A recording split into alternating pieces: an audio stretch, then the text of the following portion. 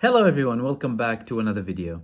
So many of you asked me about the background of the resistance movement in Palestine, especially seeing as the main resistance groups fighting at the moment in this war and many of the previous escalations with Israel have an Islamic background. There are movements who are secular in their background.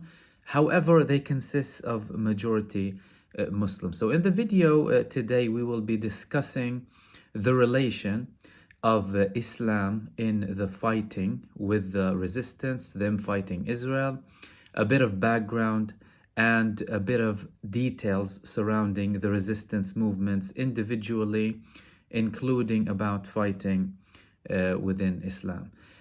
To give you a bit of a background, obviously, initially after Israel occupied Palestine, Palestinians would have rather received their rights without really fighting. As a matter of fact, in one of his recent interviews, Osama Hamdan, who is a senior figure in the political bureau of Hamas, he said that we rather get our rights without fighting, but this occupation proved that they do not give rights without force. And this has been evident since they started negotiating in 1993 with the PLO in the Oslo Accords about the potential of reaching a peaceful solution. 30 years on, we've seen nothing but further expansions, further occupation, further oppression and deprivation of basic liberties from the Palestinian people. So to go back a little bit in history, the major armed Palestinian resistance, apart from 1948, obviously with a bit of contribution from the Arab countries, some Arab countries, movements in them, most notably like the Muslim Brotherhood in Egypt. The armed resistance started gaining momentum in the 60s in the form of the Fatah movement. Now, when they started fighting and having armed resistance against Israel, they received a lot of support from the Muslim Brotherhood. So it was a secular movement in its initiation. However, it had many leaders and figures who had a background from the Muslim Brotherhood, who were motivated by religion as means to resist and fight. And we will get to the fighting part in Islam a little bit later in this video. Following that period, we had a spark in the secular leftist movements, most notably the PFLP, the Popular Front for the Liberation of Palestine, which was formed by a man called George Habash, who is a Palestinian Christian. This was during the era where the Soviet Union was very powerful, and it was supporting leftist organizations across the world, not just in Palestine, really. Which led us to the late 80s. I mean, in the mid 80s, you had the formation of the PIJ, the Palestinian Islamic Jihad, and you've had the formation of Hamas, Harakat al-Muqawama al-Islamiyya, the Palestinian Resistance Movement. Both are kind of offshoots from the Muslim Brotherhood, and they started conducting armed resistance against Israel individually, really. There was a split, like Hamas was asking the Muslim Brotherhood leadership in Egypt if they could go ahead with armed resistance against Israel. Back then, that leadership said it's not the time yet, but there was a disagreement there. So Hamas individually was formed and started fighting Israel. Nowadays, you're talking about mostly the Islamic-backed Palestinian resistance movements. I mean, Hamas, clearly the ideology is Islamic, same as the PIJ. And if you see some of the secular resistance movements, you will see them using religious phrases in their statements or when they fight Israel, etc., albeit in a lesser manner than obviously Hamas and the PIJ, which leads us to fighting in Islam. Now, many people use the word jihad for physical fighting, although in the Quran, which is the only undisputable religious text in Islam that has no flaws, nothing wrong with it, and we believe it's the only true one divine source. When fighting is mentioned, the word qital is mentioned. Most notably, there is a verse in the Quran that says, وَقَاتِلُوا فِي سَبِيلِ اللَّهِ الَّذِينَ يُقَاتِلُونَكُمْ وَلَا تَعْتَدُوا إِنَّ اللَّهَ لَا يُحِبُّ الْمُعْتَدِينَ. Fight in the path of God, those who fight to you, and do not be oppressors. God does not like those who are oppressors. There is another verse, كُتِبَ عَلَيْكُمُ الْقِتَالُ وَهُوَ كُرْهٌ لَكُمْ. It has been written upon you to fight, although it is hated upon you. Naturally, human beings obviously hate it. This is from me. And the verse continues, وَعَسَى أَن تَكْرَهُ شَيْئًا وَهُوَ خَيْرٌ لَكُمْ. And perhaps you hate something and there's something good in it for you. وَعَسَى أَن تُحِبُّوا شَيْئًا وَهُوَ شَرٌ لَكُمْ. And perhaps you love something and it is not good for you. وَاللَّهُ يَعْلَمُ وَأَنْتُمْ لَا تَعْلَمُونَ. And God knows and you do not know. These verses clearly signal that the fighting in Islam, physical fighting, is only in self-defense mode. You don't go and aggress, you don't oppress, you don't engage in acts of war unless it's self-defense. Obviously, there are arguments surrounding preemptive strikes, for example, when you have a confirmed knowledge that an enemy wants to strike you, wants to kill you, verified, planned, etc. That's obviously a different argument, but with regards to the fighting, it's only in self-defense mode. With regards to the word jihad, obviously, which is very commonly used, obviously many people in the Muslim world use it for the acts of fighting.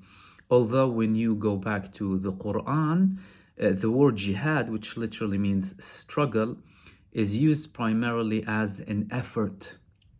جاهدوا بأموالهم وأنفسهم, for example, struggled within themselves and in their money.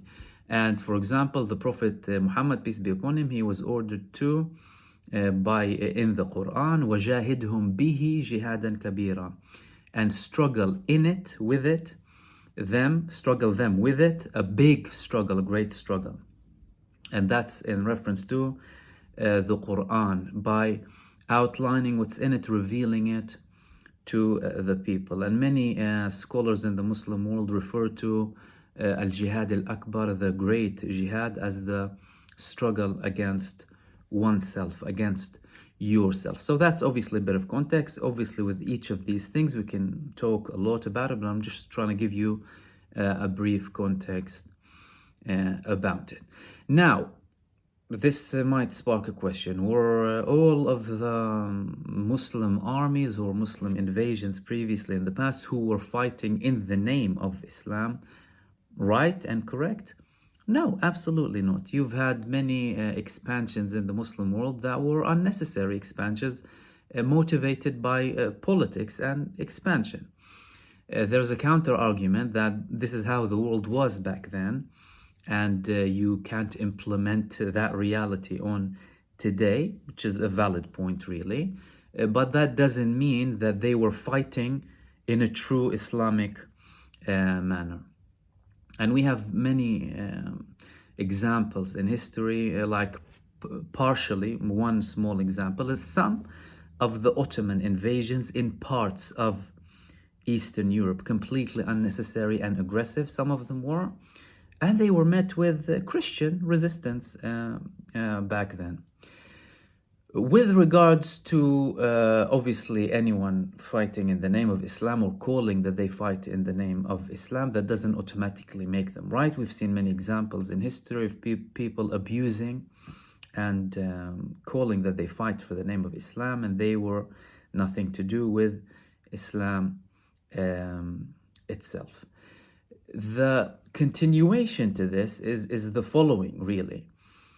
You've had other instances in history where many nations were fighting foreign occupation, and these nations had nothing to do with with Islam, particularly, or God, how we define God, obviously, and believe in Him. You can take, for example, the Viet Cong, right? They didn't know God as we know it unless they had a different interpretation, obviously, with their belief, right? And that doesn't mean they weren't successful, but obviously many of the people who fight, obviously, causes like that, they want something to morally support them, a belief, a cause that they are fighting for, and then religion and belief comes into play very, very strongly. And that doesn't mean, despite people's different beliefs, obviously, that they won't have divine assistance in certain times, because even from Islamic perspective, God's mercy encompasses and includes everything. There's a verse in the Quran, وَرَحْمَتِي وَسِعَتْ كُلَّ شَيْءٍ. My mercy is greater than everything. And that's not exclusive to believers or Muslims.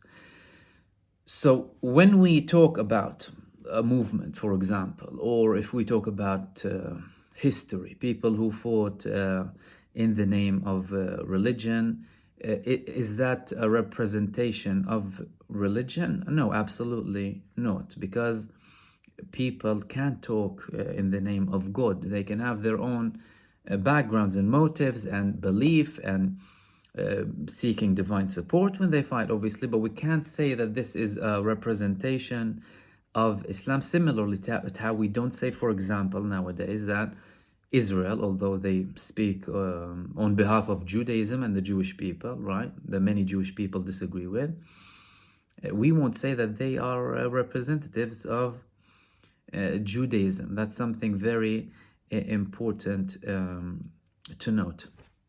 Now, with the Palestinian case particularly here, it is undeniable that the resistance is moved by religious beliefs. However, it isn't just moved by religious beliefs. It has a couple of combinations. You have a just cause. You have a just cause seeking liberty, seeking freedom from occupation.